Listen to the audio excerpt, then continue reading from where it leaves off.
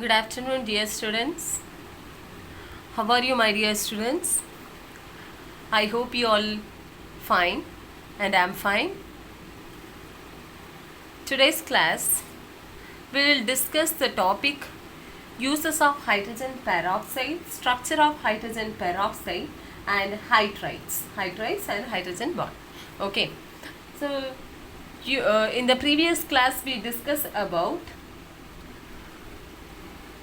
heavy water and hydrogen peroxide uh, physical and chemical properties and the synthesis of hydrogen peroxide. In this class, we will start from uses of hydrogen peroxide. So, hydrogen peroxide is one of the important compound for our daily life. Because of the oxidation ability of this hydrogen peroxide and the harmless nature of the disproportionating compounds H2O and oxygen. Okay. Disproportionating as H2O and oxygen. So product or the disproportionation of this hydrogen peroxide produce the harmless product like water and oxygen. So it is harmless and we can use this for many applications. Hydrogen peroxide is using here to treat the water or oxidizing the water. So you can write here oxidize pollutant in water. So hydrogen peroxide used here to oxidize the pollutant which is present in the water and use this as a mild antiseptic.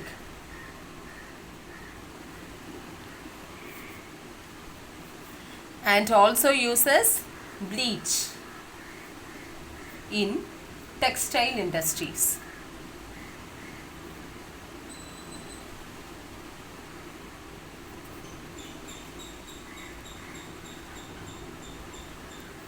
Textile industries, paper industry,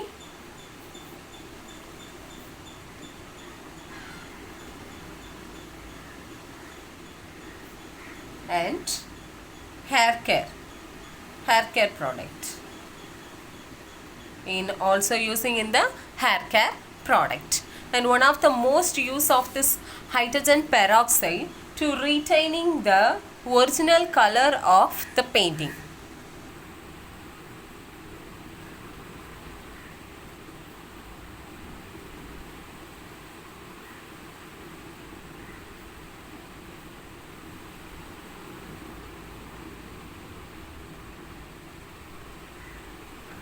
Hydrogen sulfide which is present in the air is reacting with the white pigment. It's also in the white pigment in the old painting. Okay, so it convert this white pigment is into the black color. So it is lead to forming the lead sulfate solution. Okay, so the compound hydrogen sulfide in air is reacting with white pigment is present in old paintings. It's turned that white color into the black color. That means the compound is converted into lead sulfide. Okay, lead sulfide. Now, hydrogen peroxide is the it is using here to restore that white color. How?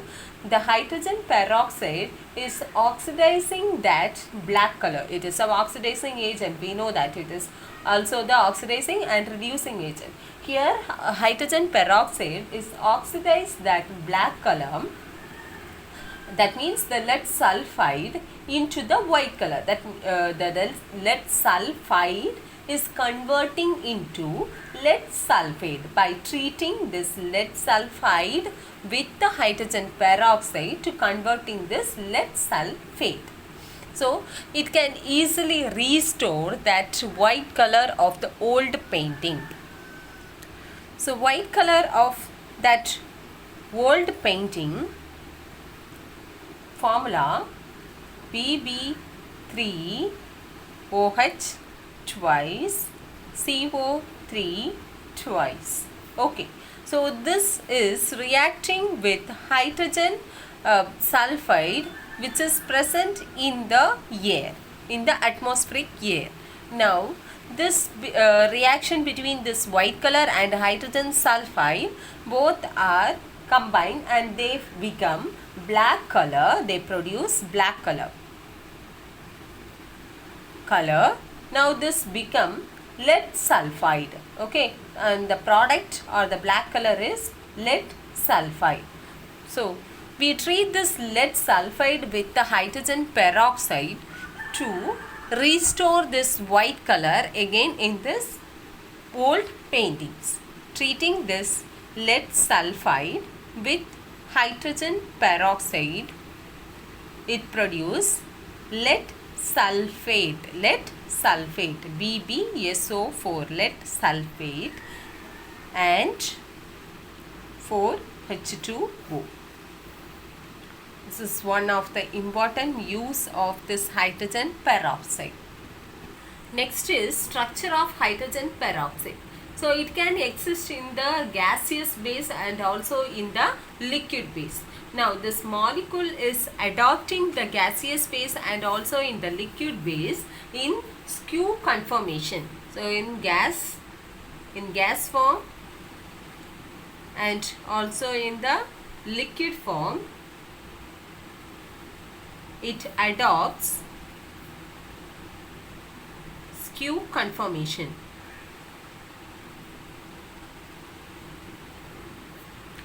Why it adopts the skew conformation? Because of this interaction of OH bond.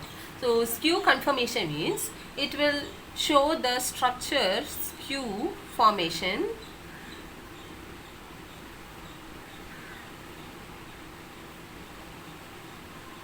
This is oxygen. This is also oxygen.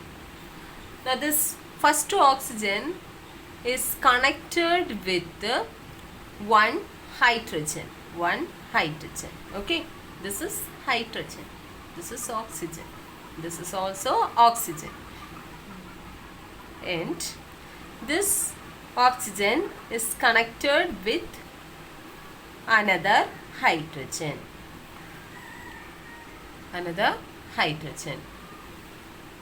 This is skew conformation of this hydrogen peroxide, H2O2, H2 and O2. See this one, this OH, 2 hydroxyl group is present in this hydrogen peroxide compound. This is one hydroxyl group. What is hydroxyl group?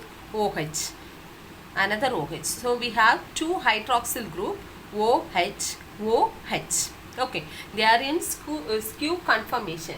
Now this OH, first OH and second OH have some repulsive interaction in this OH bond. Okay, so there we have some lone pair with a lone pair of electron in the each oxygen atom. We have lone pair of electrons. A lone pair of electron, we indicate this 2 dot. That means 2 electrons.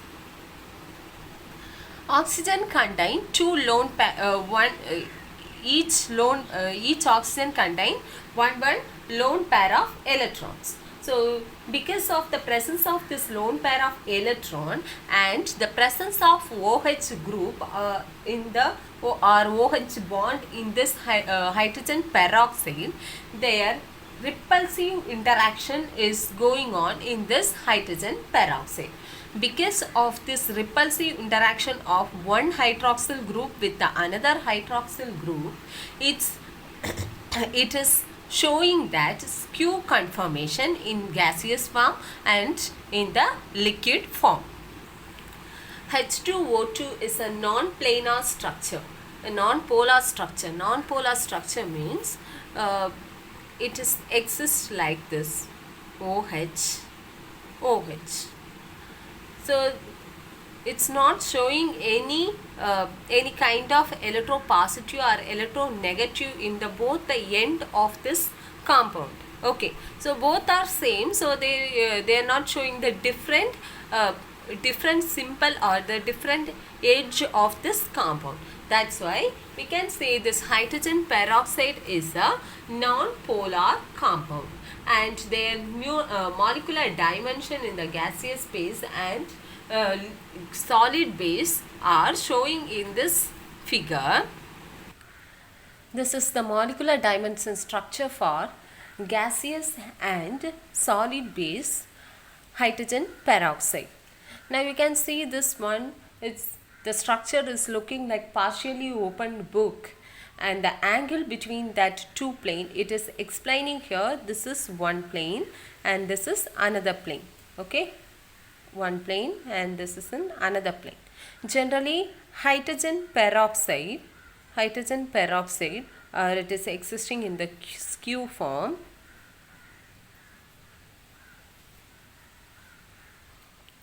It's not in the same plane, okay, but one hydroxyl group with the another oxygen molecule, they are in same plane, and one hydrogen which is joined with the oxygen, they are in another plane. Okay, they are in another plane, they are in opposite plane. Okay, so this is explaining here in the structure of partially opened book.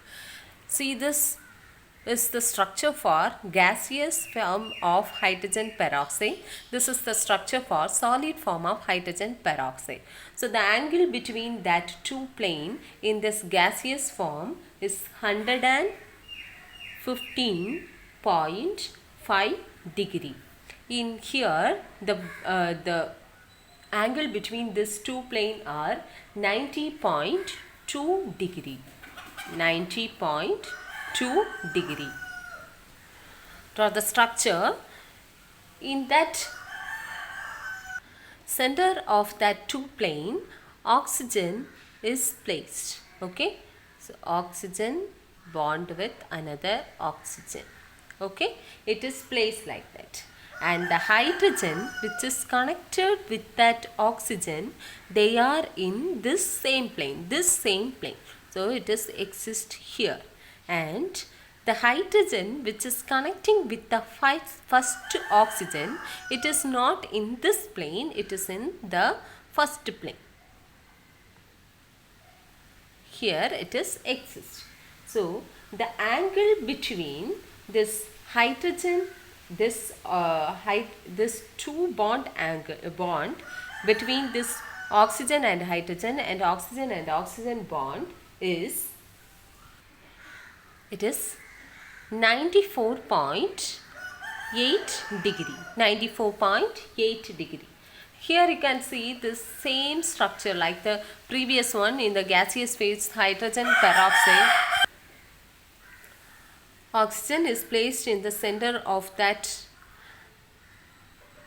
structure and connecting with hydrogen. First oxygen contain one hydrogen. It is in another plane. You can see this, the angle expand from here. Here it is 94 point, in the gaseous phase of hydrogen peroxide you have 94.8 degree, but in the solid base you have 101.9 degree. And the measurement here 0.95 angstrom, the bond length of that bond, and here it is 1.47 angstrom. Now it is differ in this gaseous phase from solid base from the gaseous phase. In this solid base you have 0.98 angstrom.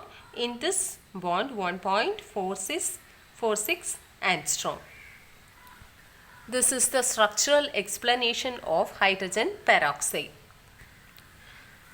Next topic from this hydrogen unit is hydrates. So hydrates are with the form of hydrogen. Hydrogen is combined with the electropositive elements like metals and non-metals. They produce hydrides. Okay, so the combination of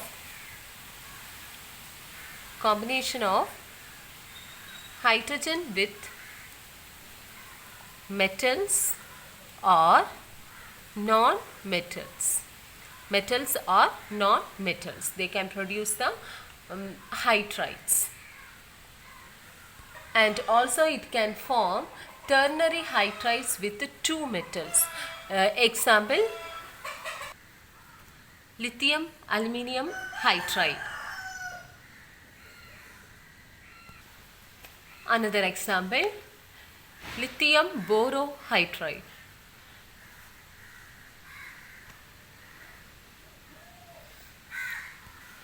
Generally, hydrides are classified into three types.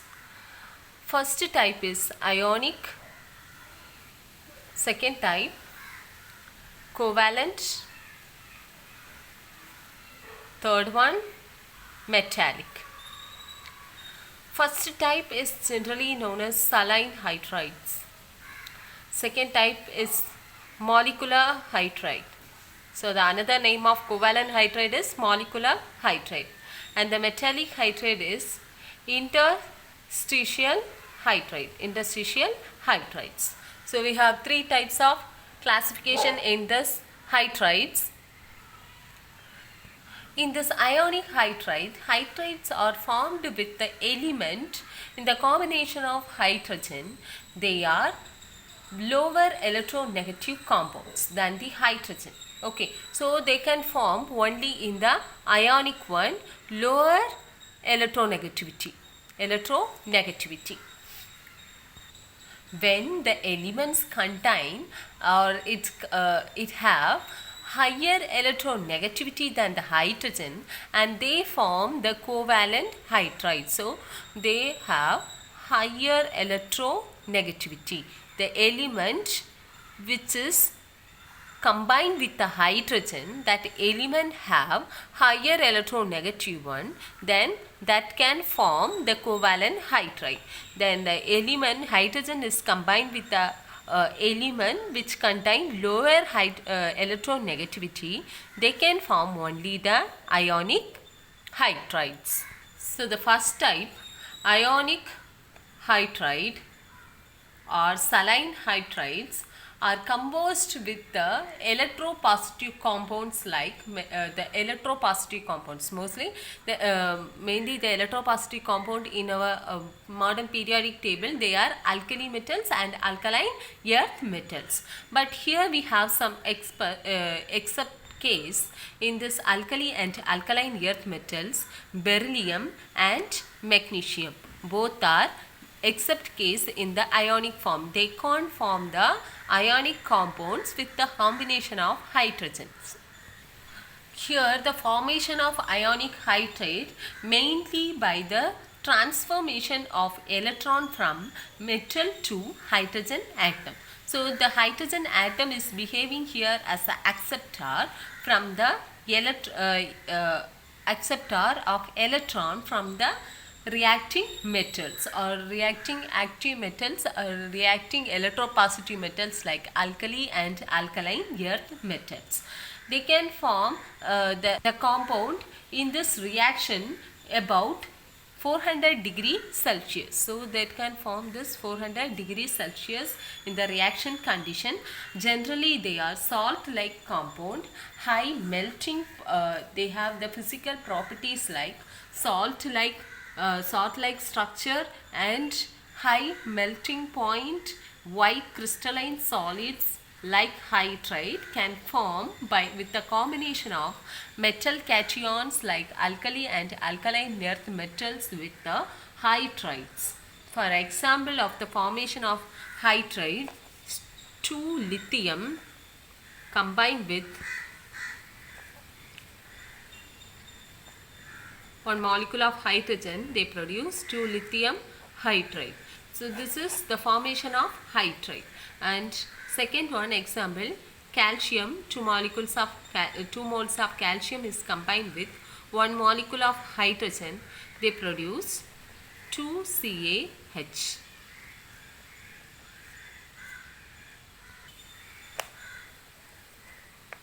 H2. Second type of hydride is covalent hydride or molecular hydride. Here the bond formation only because of sharing of electron between the compound, between the element which is combined with the hydrogen. So the mutual sharing of electron in this reaction is produced here covalent bonded hydride or the molecular hydride. Sharing of electrons. So the common example for this covalent hydrides of non-metal is methane, ammonia, water,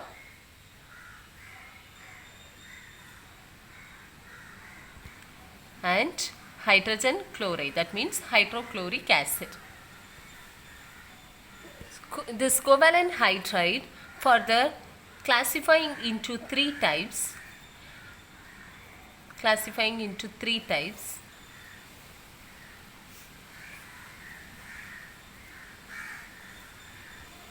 First type is electron precise.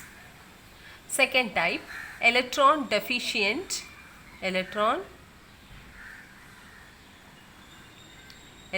deficient. And third type is electron rich compound. So the example for this electron precise compound: methane, ethane, silica hydride, etc. Germanium hydride. And the example for the electron deficient compound: B2H6.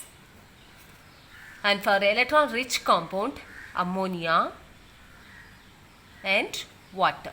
These are the compound electron rich compounds. Most of the covalent hydrides are discrete compounds and small molecules. They have the relative weak intermolecular force. So they have relative intermolecular force.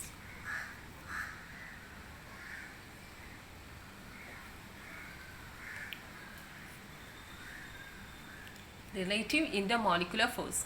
Because of the small molecules is existing the weak intermolecular force, that or the relative intermolecular force is generally, because of this force they are generally gaseous compounds or the volatile liquid compounds.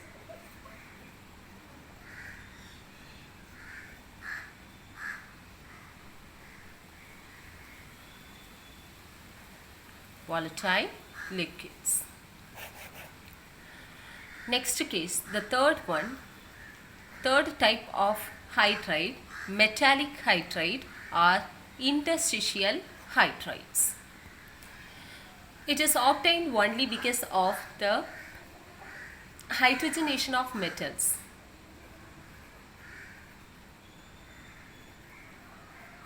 Hydrogenation of metals and alloys.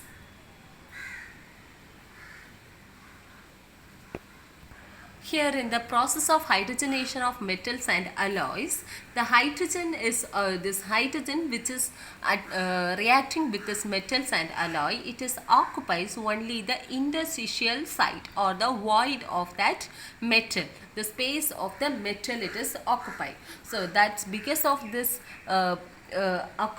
hydrogen place in the void or interstitial site, it's known as the metallic or the interstitial hydrides.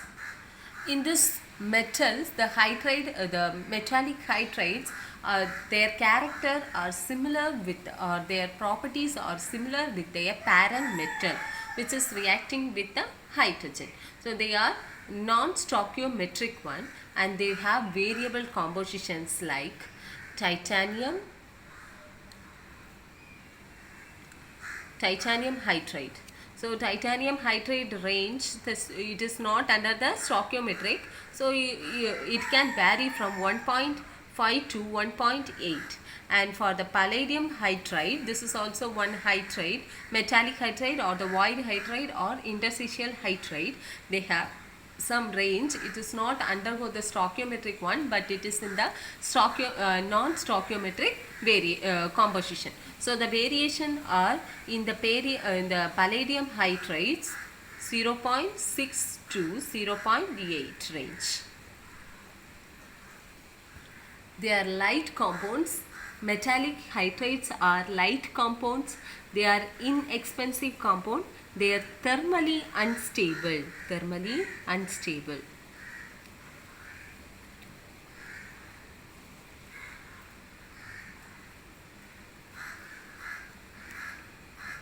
So because of this characters like lightweight and inexpensive and the thermally unstable, we use this hydride, metallic hydride, to store the hydrogen.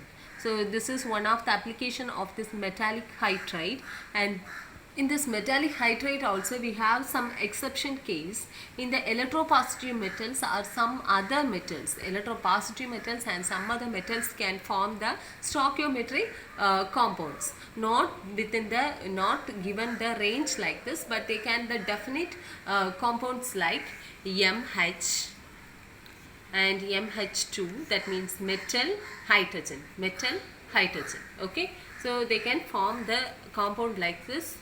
For the metals, what are the metals is involving in the stoichiometry? Titanium, zirconium, hafnium, vanadium and zinc. Okay students, today's topic over. Up to this types of hydride. This is important question, type of hydride, study well. Okay, thank you students.